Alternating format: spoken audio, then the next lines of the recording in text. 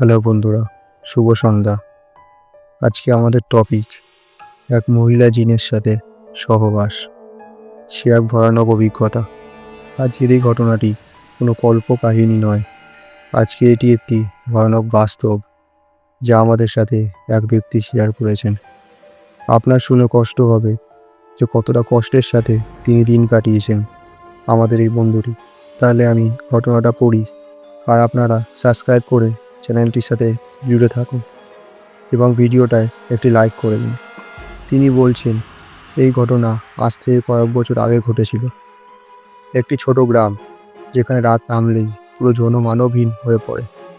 আমাদের এই ভাইয়ের নাম ছিল অঙ্কিত। আমি ছোট একটি গ্রামের যুবক। আমার জীবন একদম স্বাভাবিকভাবেই চলছিল, যতদিন না আমার জীবনে এই দিনটি এলো। আর এই দিনটি আমার জীবনটিকে পুরোপুরি বদলে রেখে দিল। একদিন আমি বাড়িতে একা ছিলাম। সন্ধ্যা গড়িয়ে রাত নেমে এসেছে। ঠিক তখনই কেমন একটা অস্বস্তি লাগতে শুরু হলো। ঠিক বুঝতে পারছিলাম না, তবে মনে হচ্ছিল কিছু একটা অদ্ভুত ঘটছে আমার সঙ্গে। আমার মনে হলো ঘরের এক কোণায় যেন কেউ দাঁড়িয়ে আছে এবং আমার দিকে একভাবে তাকিয়ে আছে। কিন্তু এরপর যা ঘটলো তা আমি কোনোদিনও ভাবতেও পারিনি। তখন রাত 12টা পার করে গেছে। আমি ঠিক ঘুমিয়ে পড়েছিলাম রোজের মতোই। আর ঠিক সেই সময় হঠাৎ করেই দেখলাম জানলার পেছনে কোনো এক ব্যক্তি যেন চলাফেরা করছে। প্রথমে ভাবলাম হয়তো ওখানে কেউ দাঁড়িয়ে আছে, কিন্তু কিছুক্ষণের মধ্যেই জানলার কাছে দাঁড়িয়ে থাকা ব্যক্তিটির গা থেকে কেমন একটি অদ্ভুত গন্ধ বেরোতে শুরু করলো।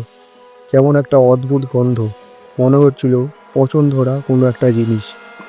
ঠিক তখনই আমি উঠে গিয়ে দেখলাম, কিন্তু তখন সেখানে কেউ ছিল না। দ্বিতীয় রাতেও আবার এই ঘটনা এবং একই অভিজ্ঞতা, কিন্তু তার পরের দিন যেন কিছু একটা আলাদা ঘটলো। আমার দরজা খুলে প্রবেশ করলো এক সুন্দরী নারী। তার পোশাক ছিল বড়ই অদ্ভুত। তিনি ছিলেন অপরূপ সুন্দরী। তার শরীরটা ছিল পরিষ্কার এবং চোখ দুটি ছিল গাঢ়। চুল এত বড় বড় এবং গায়ের রং পরিষ্কার এবং সাদা, সব মিলে খুব সুন্দরী একটি নারী।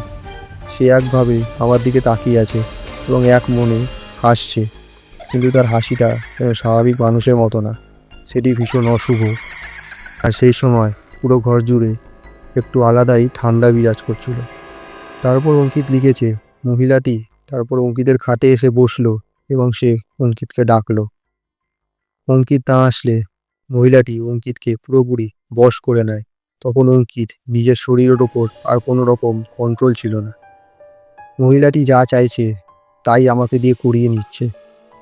আমার কোনো গায়ের জোরও কাজে লাগছে না।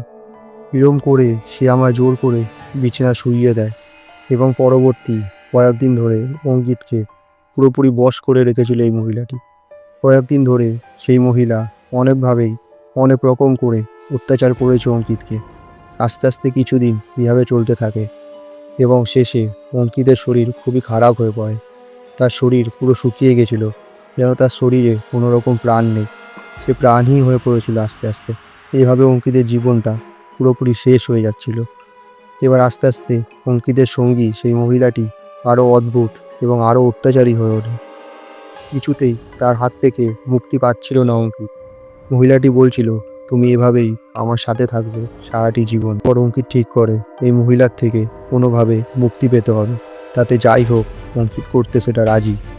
ঠিক তার পরের দিন এরকম সময় অঙ্কিত ঘুমাচ্ছিল, তখন সেই মহিলা আবার অঙ্কিতের সামনে এসে দাঁড়ায়। এবার তার চোখের মণি ছিল পুরো কালো এবং তার মুখে ছিল তীব্র রাগ। তার মুখটা বেঁকে গেছিল। তখন সেই মহিলা চিৎকার করে বলে, যতদিন না আমি নতুন জীবন পাবো ততদিন তোকে আমার সাথেই থাকতে হবে। অঙ্কিতের পর অনেক চেষ্টা করে, কিন্তু সেই মহিলাকে তার জীবন থেকে সরিয়ে ফেলতে পারে না। তারপর এক রাত অঙ্কিত পুরোপুরি শক্তিহীন হয়ে পড়ে। তার শরীরের শক্তি যেন ধীরে ধীরে শেষ হয়ে যাচ্ছিল। তারপরেই অঙ্কিত সবথেকে বড় সিদ্ধান্তটি নেয়। অঙ্কিত তখন নিজের গ্রামের সবথেকে বড় নামকরা এবং মাননীয় সাধুর কাছে যান। অঙ্কিতকে দেখেই সাধু জেনে গিয়েছিল অঙ্কিতের সমস্যাটি ঠিক কোথায়। তখন সাধুটি জানান, একমাত্র বিশেষ মন্ত্রের মাধ্যমে এই মহিলাটিকে তোমার জীবন থেকে চিরতরে বিদায় করা সম্ভব হবে। তবে এর জন্য অঙ্কিতকে সাধুটির সাথে যেতে হবে আরও বেশি অন্ধকারে। এরপর সাধু বাবার কথা মতো অঙ্কিত সাধুটির সাথে জঙ্গলে গিয়ে তাদের তন্ত্র সাধনা শুরু করে। সাধুর কথা মতো অঙ্কিত মন্ত্র পাঠ করা শুরু করে। এভাবে সাধু বাবার সাহায্যে সেই মহিলা জিনটিকে ধরে জঙ্গলে স্বাধীন করে দেয় সেই সাধুটি। তখন অঙ্কিত শেষমেশ মুক্তি পায় এবং তার জীবন আবার আগের মতো স্বাভাবিক হয়ে ওঠে। সব স্বাভাবিক হয়ে গেলেও অঙ্কিতের মনে এই ভয়টি কোনোদিনও দূর করা সম্ভব হয়নি। অঙ্কিত আজও ভয় পায়। অঙ্কিত মনে করে কোনো দিন সেই মহিলাটি হয়তো আবার তার জীবনে ফিরে আসবে এবং অঙ্কিতকে পুরোপুরি শেষ করে দেবে।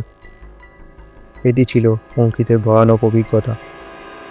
জানেন বন্ধুরা, জিনেরা আমাদের আশেপাশেই বসবাস করে। কি করবেন যদি আপনিও এরকম পরিস্থিতির মধ্যে পড়ে যান? আমাকে কমেন্ট করে জানান। আপনাদের কোনো সত্য ঘটনা থাকলে সেটি আমাকে কমেন্টে জানান। আর এরকম ভিডিও পেতে চাইলে চ্যানেলটিকে সাবস্ক্রাইব করুন এবং ভিডিওটিতে একটি লাইক করে দিন। ধন্যবাদ বন্ধুরা।